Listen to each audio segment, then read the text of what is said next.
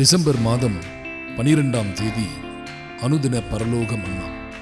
நீதிமொழிகள் 23ஆம் அதிகாரம் 7ஆம் வசனம். அவன் இருதயத்தின் நினைவு எப்படியோ அப்படியே அவன் இருக்கிறான்.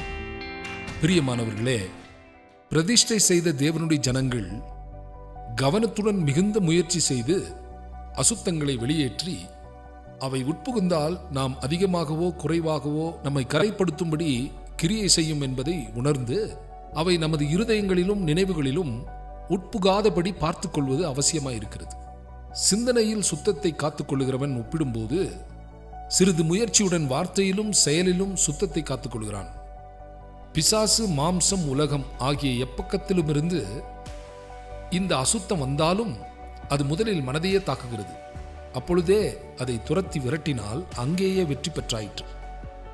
அதை துரத்தி விடாவிட்டால் அதன் பலாபலன் என்ன என்பதை நாம் அறிய முடியாது என்பதை யாக்கோபு அப்போஸ்தலன் கூறுகிறபடி, இச்சையானது, அதாவது எவ்வகையான சுயநலம் மற்றும் ஆசையும் கர்ப்பம் தரித்து, அதாவது மனதில் தோன்றும் போது பாவத்தை பிறப்பிக்கும்.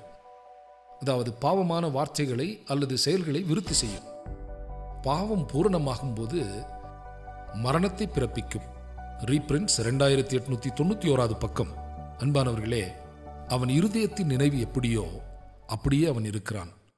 தேவன் தாமே இந்த வார்த்தை வசனங்களை ஆசீர்வதிப்பாராக. ஆமென்.